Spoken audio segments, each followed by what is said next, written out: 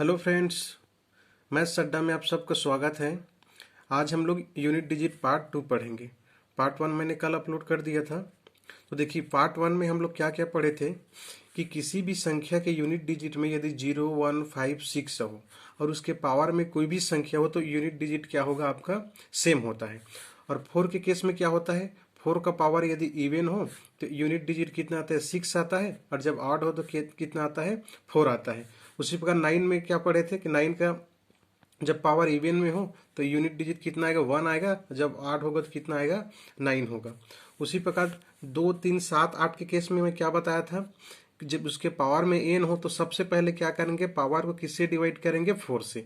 अब जैसे ही 4 से डिवाइड करेंगे तो हमारे पास रिमाइंडर या तो 1 आएगा, या तो 2 आएगा, या तो 3 आएगा, या तो रिमाइंडर 0 आएगा। रिमाइंडर 0 होने का क्या मतलब है कि साइकिल आपका कंप्लीट हो जा रहा है। तो रिमाइंडर 1 के केस में unit digit a to the power 1, 2 के केस में ए का स्क्वायर, 3 के केस में क्या हो रहा है, ए का क्यूब। और जब रिमाइंडर 0 आए तो उस केस में क्या होता है, ए टू द पावर 4 होता है। ए टू द पावर 0 नहीं होता है। क्यों नहीं होता है, मैं आपको बताया था। क्योंकि जैसे ही साइकिल कंप्लीट होता है, ये देखिए साइकिल कंप्लीट होता है, ये मतलब कि 4 से टोटली डिविजिबल हो जाता है। कितना आता है, 6 आता है। इसमें भी देखो 6 आता है। इसमें कितना आता है, 1 आता है। और इसमें कितना आता है, 1 आता है। तो या तो आप ए टू दी पावर 4 को याद रखो, या तो इसको रट लो। 2 और 8 का साइकिल कंप्लीट होता है तो कितना आता है, 6। और 3 और 7 के साइकिल कंप्लीट हो तो कितना आता है, 1। तो पूरे जो 40 मिनट का जो वीडियो था, प्रीवियस वीडियो, ये जो कॉन्सेप्ट जो भी मैं बताया 2 मिनट, उसी को हम लोग पढ़े थे।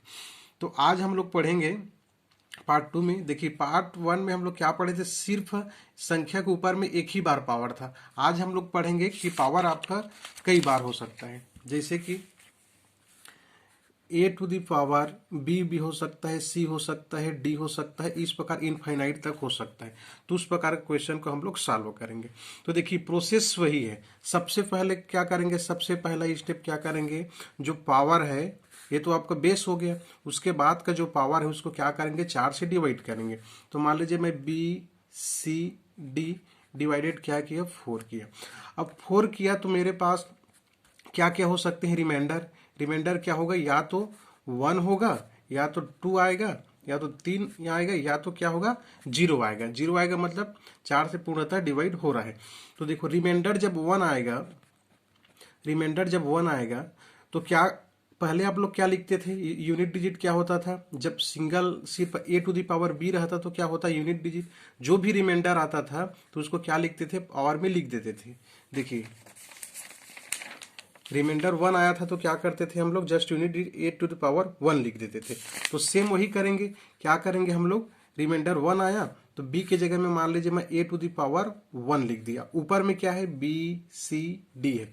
तो आप एक चीज जानते हो कि एक के पावर में कोई भी संख्या हो उसका क्या आता है, वैल्यू कितना आएगा, एक ही आएगा। तो इसका यूनिट डिजिट कितना आएगा, ए ही आएगा। अब देखो 0 का, देखो मान ली रिमाइंडर 0 आता है तो रिमाइंडर 0 आता है तो पहले यूनिट डिजिट कितना आ रहा था, यूनिट डिजिट कितना आ रहा था, ए टू दी पावर 4 आ रहा था।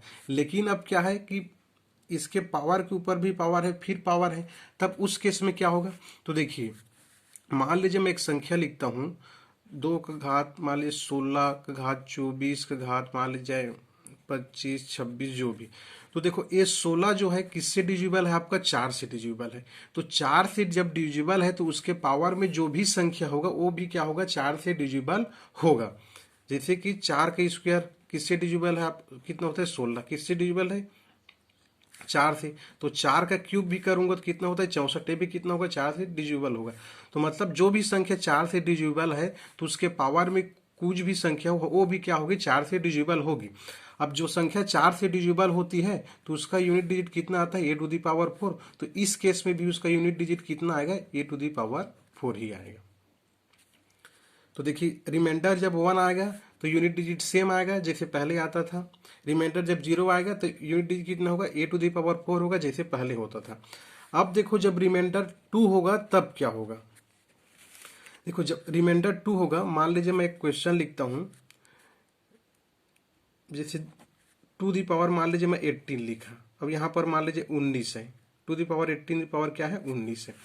अब देखो 18 को जब 4 से डिवाइड करोगे तो रिमाइंडर कितना आएगा, 2 आएगा। तो पहले वाले केस में क्या होता था, यूनिट डिजिट हम लोग क्या लिख देते थे, ए का स्क्वायर लिख देते, क्योंकि रिमाइंडर 2 आया तो क्या लिख देते थे हम लोग, ए का स्क्वायर अर्थात 2 का स्क्वायर लिख देते थे। लेकिन अब क्या है, इसके पावर के ऊपर भी क्या है आपका पावर है। तो देखिए एक चीज देखिए, 2 का स्क्वायर करूंगा तो किससे डिविजिबल है, 4 से। कितना होता है 4, तो 4 किससे डिविजिबल है, 4 से। 2 का क्यूब करूं कितना आता है 8, ये भी किससे डिविजिबल है, 4 से। 2 का 4 करूं कितना आता है 16, ये भी किससे डिविजिबल है, 4 से। ये टू द पावर 5 करूं कितना आएगा 32, ये भी किससे डिविजिबल है, 4 से। तो यहां से हमको क्या कॉन्सेप्ट पता चल रहा है कि टू द पावर n भी होगा तो किससे डिविजिबल होगा आपका, हमेशा किससे डिविजिबल होगा, 4 से क्या होगा, डिविजिबल होगा। तो इस प्रकार देखो इस वाले क्वेश्चन में टू दी पावर 18 है, लेकिन रिमाइंडर कितना आया, 2 आया। तो 2 के पावर में 19 रहे या उसके भी पावर में 19 रहे, वो हमेशा किससे डिविजिबल होगा, 4 से। तो कोई संख्या जब 4 से डिविजिबल हो जाती है तो साइकिल कंप्लीट हो जाता है। अब जब साइकिल कंप्लीट होता है तो यूनिट डिजिट कितना आता है, ए टू दी पावर 4। तो इसका भी यूनिट डिजिट कितना आएगा, ए टू दी पावर 4। किस केस की मैं बात कर रहा हूं, जब पावर के ऊपर पावर हो, उस केस में कितना आएगा, ए टू दी पावर 4 आएगा। मैं फिर से एक बार रिपीट कर रहा हूं, देखो हमारे पास क्वेश्चन क्या है, टू दी पावर 18 की पावर क्या है, 19 है। इस प्रकार क्वेश्चन, इसका यूनिट डिजिट फाइंड करना है। मान लीजिए सिर्फ टू दी पावर 18 रहता तो उसका यूनिट डिजिट कितना आता, सिंपल ए का स्क्वायर आ जाता, क्योंकि रिमाइंडर 2 आ रहा है तो 2 का क्या कर देते, स्क्वायर करते, हमारा यूनिट डिजिट आ जाता। लेकिन अब उसके पावर में क्या है, 19 है, फिर क्या है 20 है। तो देखो 2 का स्क्वायर करते हैं तो कितना आता है 4, 2 का क्यूब करते हैं तो 8, यहाँ पे 16 आया, यहाँ पे 32 आया। तो ये भी 4 से डिविजिबल है, ये भी 4 से, ये भी 4 से, ये भी 4 से। तो यहाँ से हम लोग क्या निकाल सकते हैं कि 2 के पावर में यदि n हो और n बड़ा होना चाहिए 1 से, तो हमेशा वो किससे डिविजिबल होगा, 4 से डिविजिबल होगा।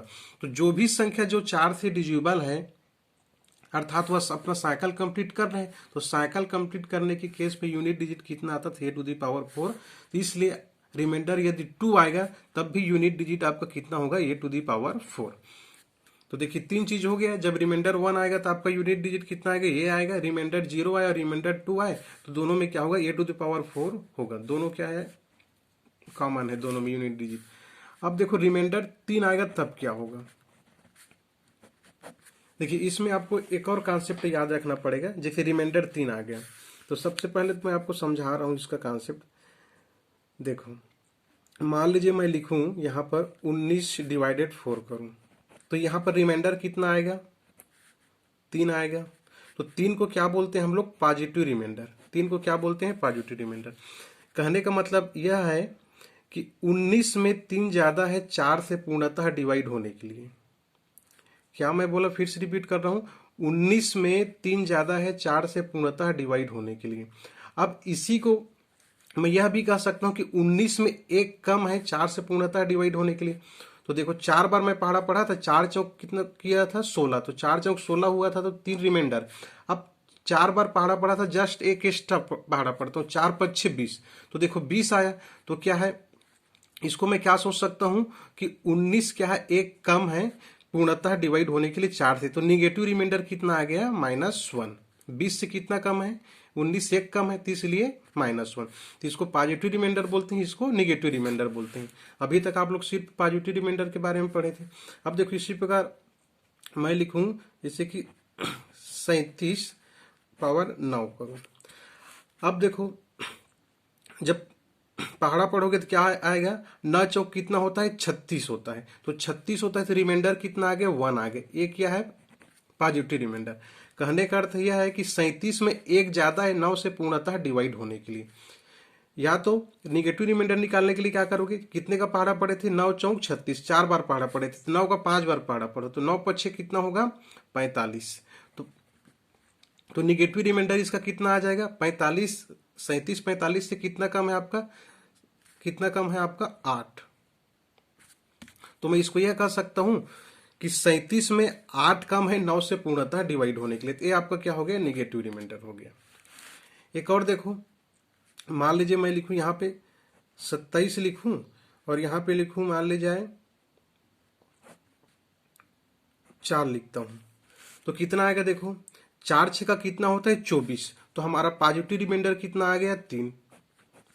अर्थात 27 में 3 ज्यादा है 4 से पूर्णतः डिवाइड होने के लिए। और निगेटिव रिमाइंडर कितना आएगा, देखो 4 छक्का कितना किए थे 24, जस्ट एक बार पहाड़ा ज्यादा पढ़ो तो 4 सत्ते कितना होता है 28, तो 28 27 28 से कितना कम है, एक कम है, तो निगेटिव रिमाइंडर कितना आ गया -1।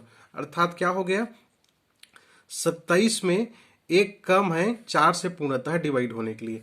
तो निगेटिव रिमाइंडर का कॉन्सेप्ट यह कहता है, देखो जब भी किसी संख्या के पावर में यूनिट डिजिट एक हो और उसके पावर में कोई भी संख्या हो तो यूनिट डिजिट हमेशा क्या आता है, एक आता है।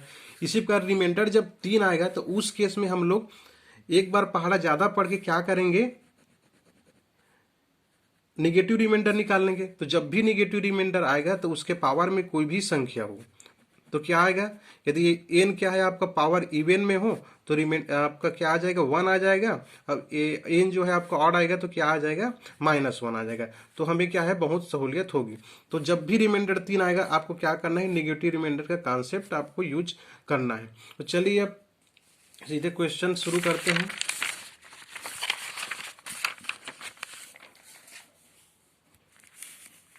देखिए पहला क्वेश्चन है 23 का घात 21 का घात 25 है। देखिए 2 बार यहाँ पर क्या है पावर है, 3 बार 4 बार इनफाइनाइट बार पावर हो सकते हैं, उससे हमको घबराने की जरूरत नहीं है। तो सबसे पहले हम लोग क्या करते हैं कि पहले भी क्या करते थे पार्ट 1 में, जो पावर है उसको क्या करते थे 4 से डिवाइड करते थे। इसको हम लोग किससे डिवाइड करेंगे, 4 से। तो 21 का घात 25 डिवाइडेड क्या करेंगे 4। अब देखो 21 को जब 4 से डिवाइड करोगे तो रिमाइंडर कितना आएगा, 4 5 कितना होता है 20, तो रिमाइंडर कितना आ गया आपका 1 आ गया, 1 आ गया। तो 1 का घात कितना हो गया 25 डिवाइडेड कितना हो गया 4। और 1 के पावर में कोई भी संख्या हो तो उसका कितना आता है वैल्यू 1 ही आता है, तो 1/4। तो फाइनली हमारे पास रिमाइंडर कितना आ गया 1/4, मतलब रिमाइंडर कितना आ गया 1। कैसे रिमाइंडर 1 आया, 1 और किससे डिवाइड कर रहे हैं 4 से, तो 4 शून्यम 0 और यहाँ पर कितना आ गया 1, मतलब रिमाइंडर कितना आ गया 1 आ गया। अब रिमाइंडर 1 आ गया तो हमारे पास बेस कितना था 3, तो हमको सिर्फ 3 से मतलब है। तो हमारे पास यूनिट डिजिट कितना आएगा 3 और 3 टू पावर आर। अब आर का वैल्यू कितना निकाले हम लोग 1 निकाले हैं, तो कितना हो जाएगा 3 टू पावर 1 इक्वल टू कितना हो जाएगा 3। तो रिमाइंडर आपका यूनिट डिजिट कितना आ गया 3 आ गया। सामने वाले संख्या से कोई मतलब नहीं रहता, यहाँ पर 1 2 कुछ भी हो सकता है, ये तो आपको बताया था। सिर्फ किससे मतलब हमको यूनिट डिजिट से मतलब है। तो आपको यूनिट डिजिट कितना आ गया 3। अब देखो इस केस में क्या करना है, सेम करना है। 29 टू द पावर क्या है 90 है, तो सबसे पहले उसी के लिए 29 पावर 90 डिवाइडेड किससे करना है 4। हमेशा किससे करना है 4 से ही डिवाइड करना है। जब भी यहाँ पर इकाई अंक में 2 3 7 8 किससे डिवाइड करते हैं 4 से। अब देखो 4 सत्ते कितना होता है 28 होता है, तो रिमाइंडर कितना आ गया 1। 1 का घात 90 है, कितना है 4, तो 1 का घात 90 मतलब कितना आ गया 1 आ गया। अब 4 यहाँ भी रिमाइंडर कितना आ गया 1, तो आपका यूनिट डिजिट कितना आएगा टू दी पावर आर करोगे मीन्स टू दी पावर 1, तो कितना आ गया यूनिट डिजिट 2। 2 क्या हो गया आपका आंसर हो गया। अब तीसरा क्वेश्चन देखो 17 घात 96 95, तो क्या करेंगे सेम करेंगे 96 टू पावर 95 डिवाइडेड क्या है 4। अब इसमें क्या हो रहा है देखो 4 से तो पूर्णतः डिवाइड हो जा रहा है, 4 दूने 8 और 4 चौक 16।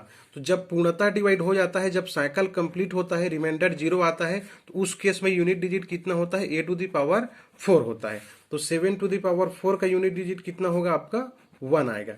या तो जो रटने वाला चीज बताया था वो भी रटा होगा तब भी सही है। 2 और 8 के केस में क्या बताया था, जब साइकिल कंप्लीट होता है तो 6, और 3 और 7 के केस में क्या बताया था साइकिल कंप्लीट होगा तो 1।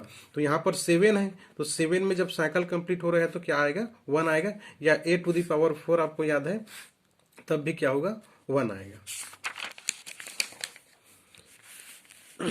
अब देखो चौथा क्वेश्चन क्या है 92 और 91, तो 92 लिखे और पावर क्या है 21 है, सॉरी डिवाइडेड कितना किए 4।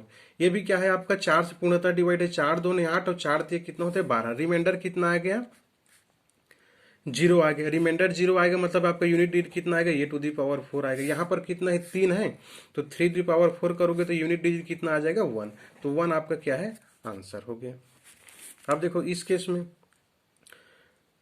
कितना है यहाँ पे 19 और 30 है, 19 पावर कितना है 30। सेम करेंगे किससे डिवाइड करेंगे 4 से डिवाइड करेंगे।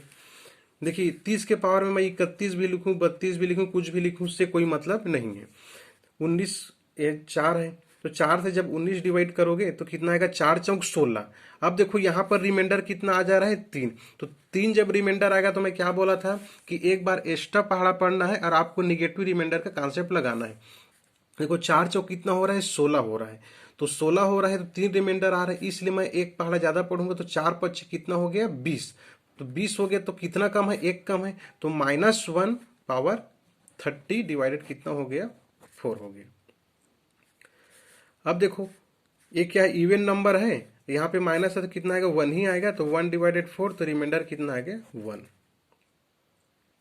देखिए यहाँ पर मैं यदि निगेटिव रिमाइंडर नहीं लेता तो कितना हो जाता, 3 होता रिमाइंडर, और 3 का घात फिर 30 होता, फिर उसको सॉल्व करते तो बहुत लेंदी हो जाता है। इसलिए हम लोग क्या करते हैं, नेगेटिव रिमाइंडर का कॉन्सेप्ट यूज करते हैं, क्योंकि 1 आ जाता है तो 1 आएगा तो हमें बहुत सहूलियत होती है। तो कितना आ गया, r⁻1।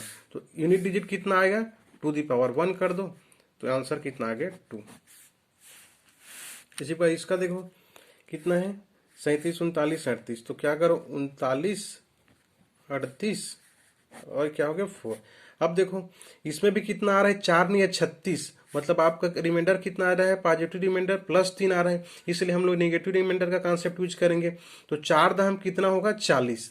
तो 40 39 40 से कितना कम है, एक कम है, इसलिए क्या हो जाएगा, -1⁻38 डिवाइड कितना हो गया, 4 हो गया।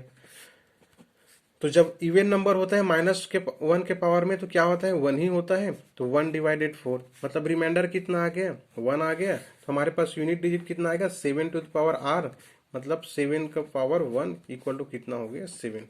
7 आपका क्या हो गया, आंसर हो गया। अब देखिए 7वां क्वेश्चन, 12 पावर 18 पावर 97। इसमें क्या होगा, सेम करना है, 18 पावर 97 और डिवाइडेड कितना करना है, 4 करना है।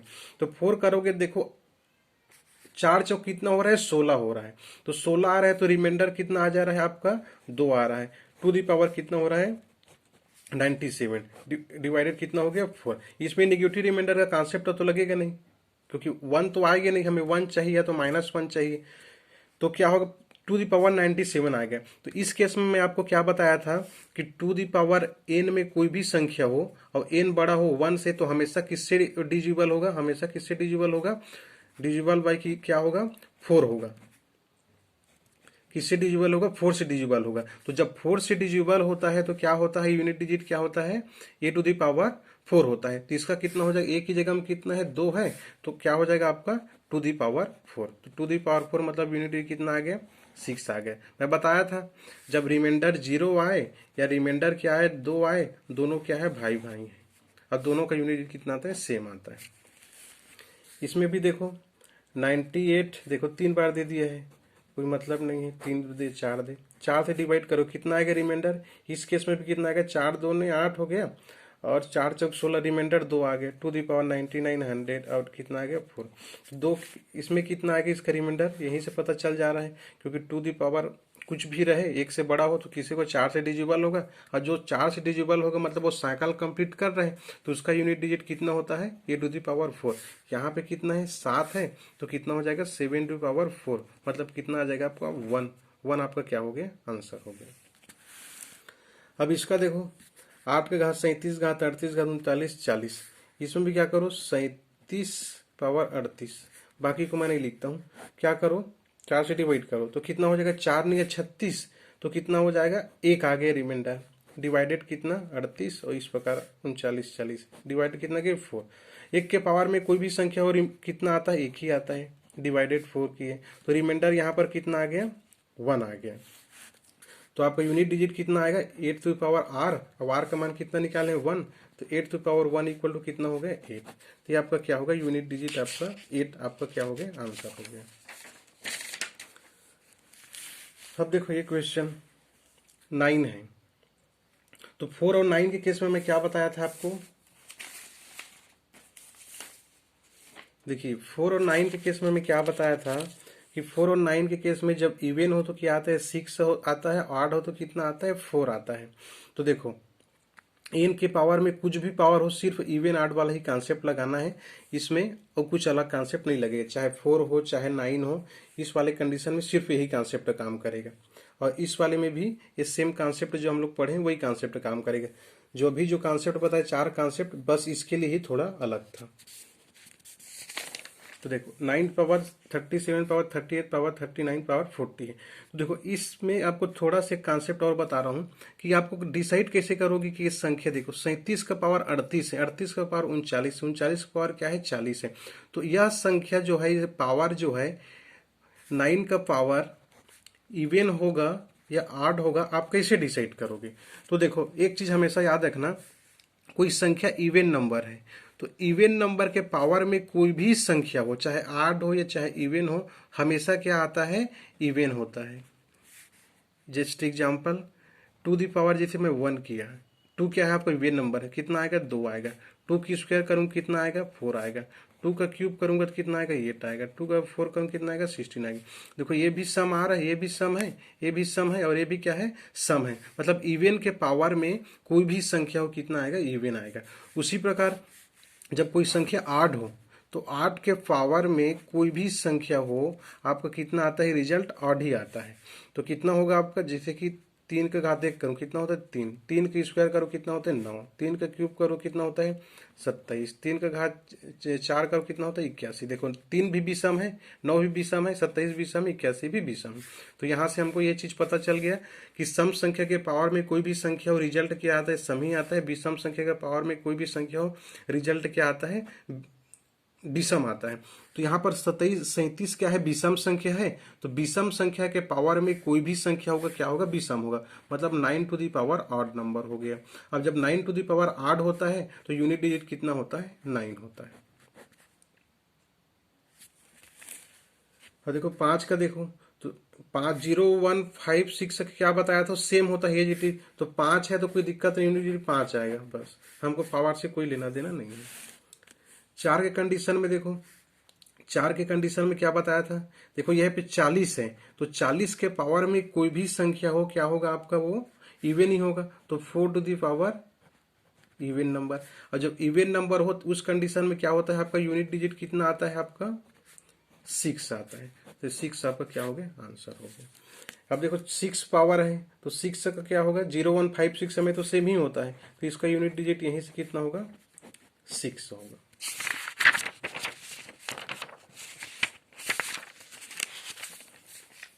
अब चलिए एक और कॉन्सेप्ट बताता हूँ। इस कॉन्सेप्ट के जो क्वेश्चन था मैं फेसबुक में पोस्ट किया था, लेकिन आंसर अभी तक नहीं मिला, 1 हफ्ते हो गया। देखो सिंपल क्वेश्चन है, कोई भी संख्या हो जो इस फॉर्म में हो a to the power b minus b to the power a, तो आप कैसे डिसाइड करोगे कि कौन संख्या, तो देखो हमको डिसाइड करना रहता है कि कौन संख्या छोटा है और कौन संख्या बड़ा है। तो देखो सबसे पहले तो एग्जांपल देखो, जैसे 3 टू पावर 4 करूं और 4 टू पावर 3 करूं, देखो इस फॉर्म में दोनों है, तो 3 पावर 4 करूं कितना आता है आपका 81 आता है। अब 4 का क्यूब करूं कितना आता है 64 आता है। तो देखो 3 टू पावर 4 आपका क्या है बड़ा हो रहा है, तो जो संख्या का बेस छोटा है वो संख्या क्या है बड़ा है। दूसरा एग्जांपल देख लो, जैसे 5 का क्यूब करूं और क्या करूं 3 टू पावर 5 करूं, ये भी a to power b b to power a के फॉर्म में है। तो 5 का क्यूब करूं कितना आता है 125 आएगा, और 3 टू पावर 5 करूं तो कितना आता है 243 आता है। तो देखो इसमें भी इसका बेस छोटा है तो ये क्या होता है बड़ा हो रहा है।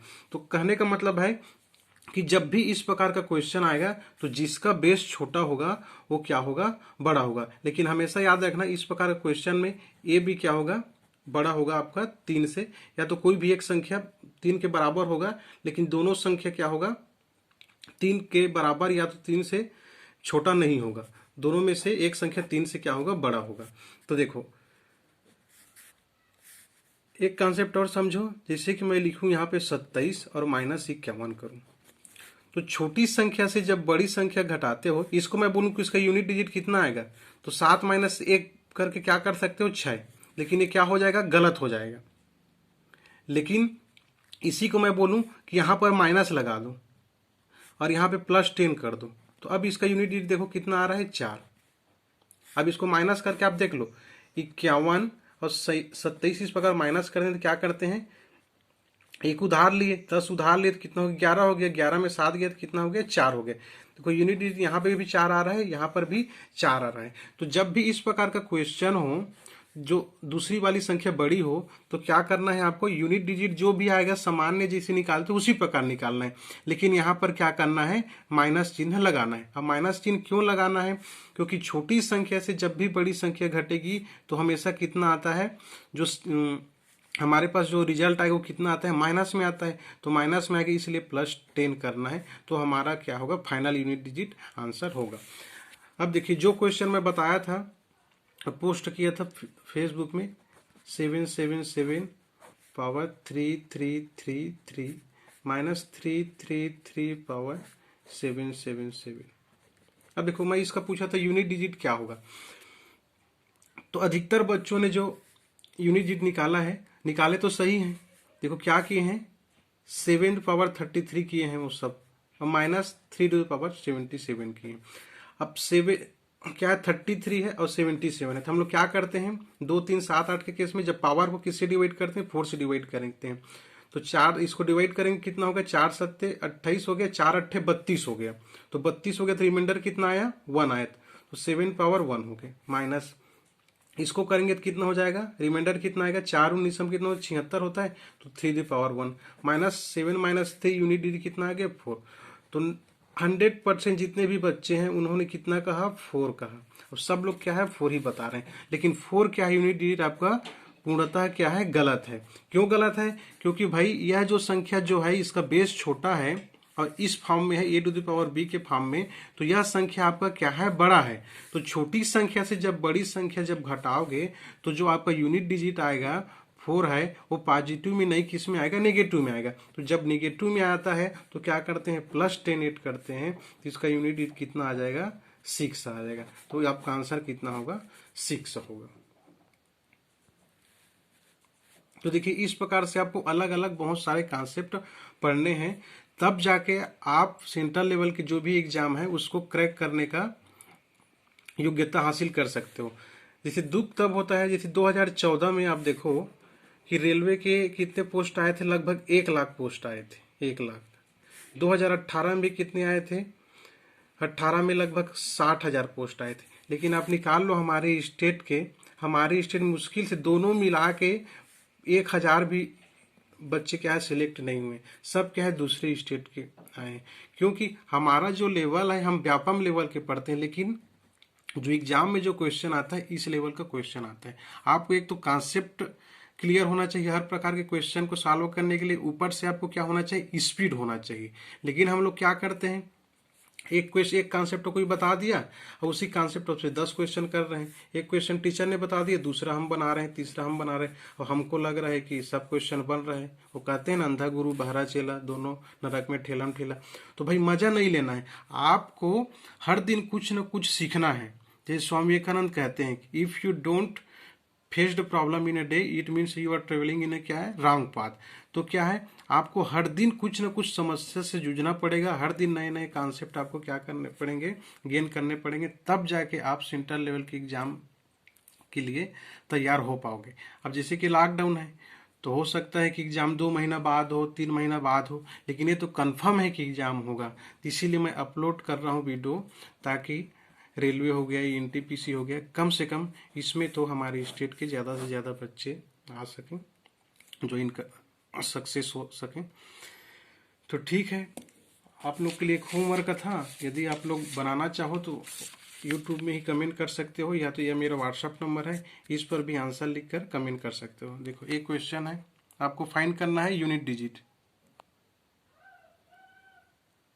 आपको क्या करना है, फाइंड करना है यूनिट डिजिट।